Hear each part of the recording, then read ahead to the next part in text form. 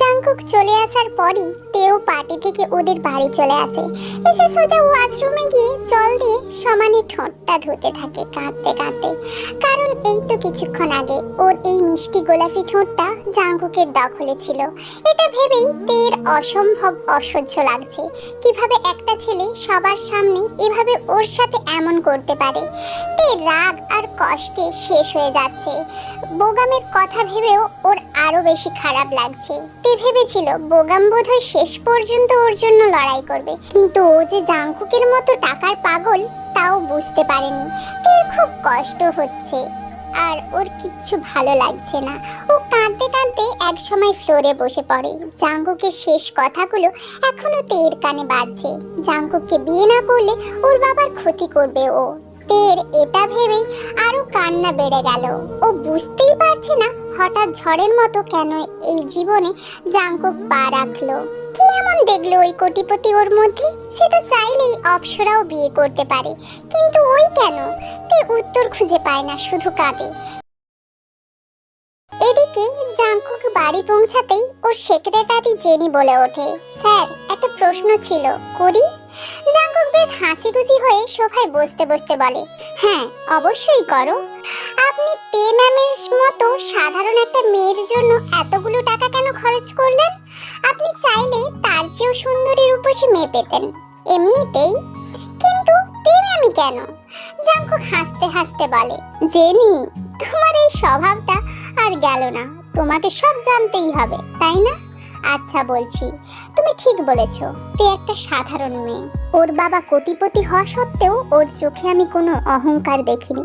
আজ পর্যন্ত যত ধনী মেয়ের সাথে পরিচিত হয়েছি কিংবা মিট করেছি সবার চোখে রূপের আর টাকার অহংকার দেখেছি, কিন্তু তে খুব স্পেশাল। ও অসম্ভব সুন্দরী হয়েও রূপের অহংকার না দেখিয়ে সবার সাথে কত সুন্দর মিশে গেছে। ও সাধারণ হলেও ওর সব কিছু অসাধারণ।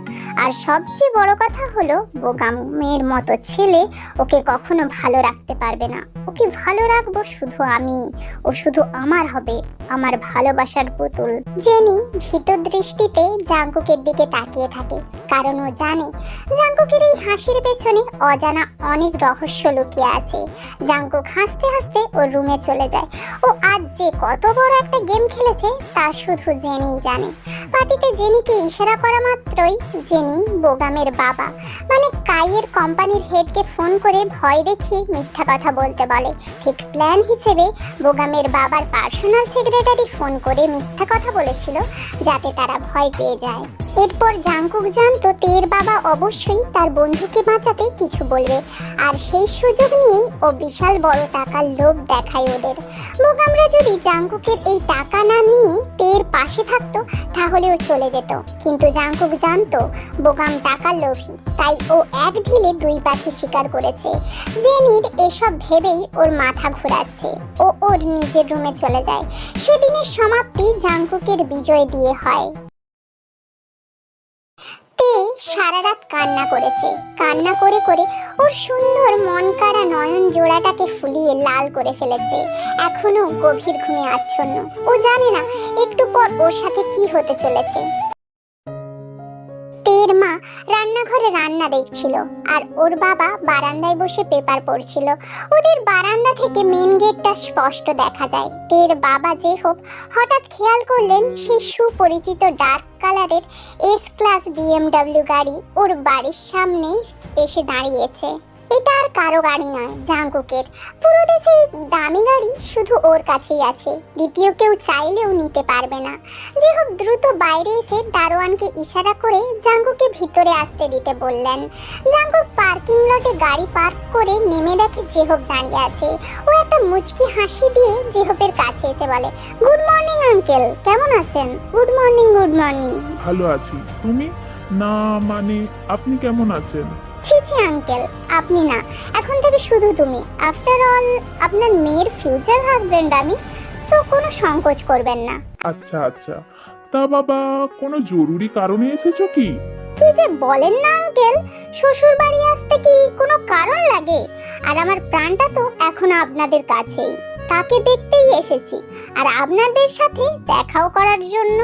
আন্টির সাথে তো তেমন কথা হয়নি, তাই আর কি।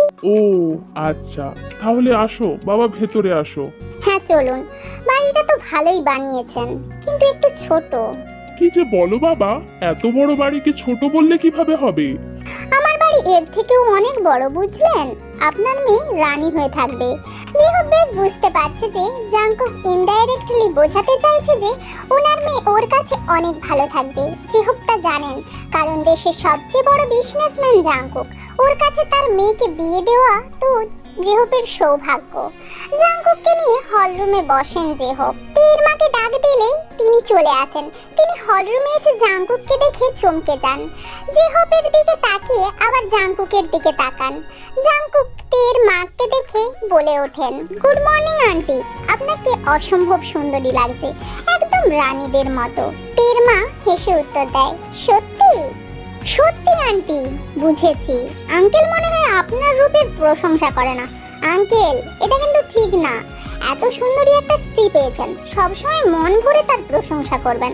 আমার তো মনে হয় আন্টির রূপ আর গুণ পেয়েছে তে। ও একদম আপনার মতো অসম্ভব সুন্দরী। ওরে বাবা রে, থামো বাবা থামো, তুমি তো লজ্জাই দিচ্ছ আমাকে। তবে হ্যাঁ, আমার মেয়েটা লাখে একটা, ওর মতো কেউ হয় না। ভুল বলেছেন আন্টি। কেন বাবা? লাখে না, বলবেন কোটিতে একটা।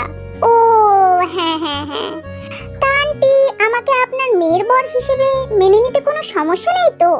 তের মা মনে মনে বলেন, সমস্যা থাকলেও বা কি হবে? যদি বলি সমস্যা আছে, তাহলে তো আমাদের অবস্থা 12টা বাজিয়ে দেবে তুমি। অবশ্যই এরকম ধনী ছেলের কাছে আমার মেয়ে অনেক সুখে থাকবে। আপাতত কোনো সমস্যা নেই। না না বাবা, কোনো সমস্যা নেই। যাক, তাহলে আপনারা দুজনেই রাজি, শুধু ওকে মানাতে হবে। বাবা, আমার মেয়েটা অনেক লাজুক, ওর উপর বেশি চাপ দিলে ও নিতে পারে না। সে আমার উপর ছেড়ে দিন, বউকে মানানোর দায়িত্ব আমার। তা ও কোথায় দেখছি না যে? ওপরে ওর রুমে ঘুমাচ্ছে। আচ্ছা, আমি গিয়ে ডেকে নিয়ে আসি। তুমি যাবে? আমি যাচ্ছি। না না আন্টি, আপনি আঙ্কেলের সাথে বসে গল্প করুন, আমি যাচ্ছি। জেহব ইশারায় থাক বলে আয়ুকে। জাংকুক চলে গেলে জেহব বলেন, ছেলেটার সম্পর্কে যতটা খারাপ শুনেছি ততটা কিন্তু খারাপ না, তাই না? ঠিক বলেছো। দেখলে না আমার কি প্রশংসা করলো? তুমিও তো কখনো এত প্রশংসা করনি। সে যাই বলো, তুমি ওকে ধরতে পারোনি। ও অনেক চালাক, বুঝলে? আমাদের মন জয় করতেই এগুলো বলেছে। তবে একটা বিষয় অনেক ভালো লেগেছে জাংকুকের। কি বলো তো? ও সব কথার সাথে আমাদের মেয়েকে জুড়ে দেয়। এর মানে কি জানো? কি? ও সত্যিই আমাদের মেয়েকে চায়।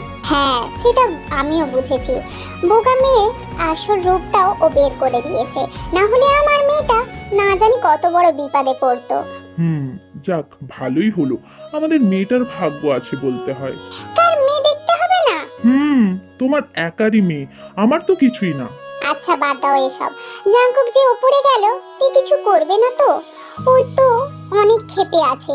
আসলেই ঠিক বলেছো, আমারও টেনশন হচ্ছে। এদিকে জাংকুক ওপরে এসে তের রুমের সামনে দাঁড়িয়ে আছে। আস্তে আস্তে করে রুমের ভিতরে ঢোকে, দেখে তে ঘুমিয়ে আছে। জাংকুক তের আরো কাছে যায়, যাতে ওর ঘুমন্ত মুখখানা কাছ থেকে দেখতে পারে। যেই ভাবা সেই কাজ। জাংকুক তের কাছে গিয়ে ওর ঠিক মুখের সামনে গিয়ে ফ্লোরে হাঁটুতে ভর দিয়ে বসে পড়ে। মাথার উপর দক্ষিণা জানালা দিয়ে সকালের স্নিগ্ধ আলো তের মায়াবী মুখখানার ওপর পড়ছে, আর ঠান্ডা মিষ্টি বাতাস এসে ওর খোলা চুলগুলোকে উড়িয়ে ওর মুখের উপর ফেলে দিচ্ছে। জাংকুক মুগ্ধ হয়ে ঠোঁটের কোণায় মুচকি একটা হাসি নিয়ে তেকে দেখছে। ওকে দেখে এখন মনে হচ্ছে বাচ্চা একটা মেয়ে ঘুমিয়ে আছে। জাংকুক খেয়াল করে তের চোখগুলো ফুলে আছে, গালে অশ্রু লেগে আছে। জাংকুক বুঝতে পারে তে অনেক কান্না করেছে, তবে ওর ঠোঁট জোড়া জাংকুককে খুব টানছে। তেকে যে এখন কতটা কিউট লাগছে তা বলার বাইরে। জাংকুক ওর মুখের ওপর পড়ে থাকা দুষ্টু চুলগুলোকে আস্তে করে কানের পিছনে গুজে দেয়। তে একটু নড়ে চড়ে ওঠে। জাংকুক এবার দু হাতের ওপর মুখ রেখে তের মুখের একদম কাছে আসে, মানে ওদের নিঃশ্বাস এক হয়ে যাচ্ছে। তের গোলাপি ঠোঁটটার দিকে লোভী দৃষ্টিতে তাকিয়ে আছে, দেখছে আর মুচকি মুচকি হাসছে। জাংকুক এবার একটু দুষ্টুমি শুরু করে। ও ওর একটা আঙুল দিয়ে তীর ঠোঁট জোড়াকে স্পর্শ করছে, মানে মজা করছে আর কি। ওর খুব ভালো লাগছে এমন করতে, কিন্তু অপরিচিত ঘ্রাণ আর স্পর্শ পেয়ে তীর আচমকা ঘুম ভেঙে যায়। চোখ খোলা মাত্রই ও চরম মাত্রায় শক খায়। জাঙ্কুক দেখে তীর জোরে চিৎকার করতে যাবে, অমনি জাঙ্কুক দ্রুত হাত দিয়ে তীর মুখ চেপে ধরে। তীর চোখগুলো বড় বড় করে মাথা নাড়াচাড়া করছে, মানে ছোটাছুটি করছে। জাঙ্কুক বলে ওঠে, আচ্ছা শান্ত হও, এবার হয়েছে। হ্যাঁ, আমি চিৎকার করে কিছু হবে না, তোমার বাবা মাকে পটিয়েই তোমার কাছে এসেছি। এবার তে অসহায়ভাবে তাকিয়ে থাকে, মানে ও কান্না করবে। জাঙ্কুক আবার বলে, আমি হাত সরাচ্ছি, যদি চিৎকার করো তাহলে কিন্তু খুব খারাপ হয়ে যাবে। তে ভীষণ ভয় পেয়ে যায়। জাঙ্কুক আস্তে করে মুখের ওপর থেকে হাত সরায়। তে ভীতুভাবে তাকিয়ে আছে। জাঙ্কুক হাসি দিয়ে বলে, যদি তুমি এখন চিৎকার দিতে তাহলে তোমার ঠোঁট জোড়াকে কামড়ে দিতাম, যাক বেঁচে গেলে। জাঙ্কুকের কথা শুনে তে অনেকটা পিছু সরে যায়। জাঙ্কুক হাসতে থাকে ওর কাণ্ড দেখে। তে এবার রাগী ভাব নিয়ে বলে, এসবের মানে কি? আপনি একটা মেয়ের বেডরুমে কি করছেন? লজ্জা করে না আপনার? এই, একটা মেয়ে মানে কি? হ্যাঁ, তুমি আমার হবু বউ, ভুলে গেছো? জাঙ্কুকের ধমক খেয়ে তে হকচকিয়ে যায়। ও আস্তে করে বলে, আমি আপনাকে বিয়ে করব না, আপনি অনেক অনেক খারাপ। আপনার মতো খারাপ লোক আমি আগে দেখিনি। আপনি একটা সাইকো। কি? আমি অনেক খারাপ? আমি সাইকো? হ্যাঁ হ্যাঁ, আপনি একটা সাইকো। ঠিক আছে, আমি যেহেতু খারাপ, তাহলে আরো একটা খারাপ কাজ করে দাঁড়াও। তে ভয় পেয়ে যায় জাঙ্কুকের কথা শুনে। এদিকে জাঙ্কুক আস্তে আস্তে তের দিকে এগিয়ে যাচ্ছে। তে তো ভয়ে শেষ, ও বুঝে ফেলেছে জাঙ্কুক এখন কি করবে। ও সবার আগে হাত দিয়ে নিজের ঠোঁটগুলো ঢেকে ফেলে। জাঙ্কুক বেডের ওপর উঠে তের একদম কাছে চলে যায়। তে আর পেছনে না যেতে পেরে চোখ বন্ধ করে ফেলে। জাঙ্কুক ওর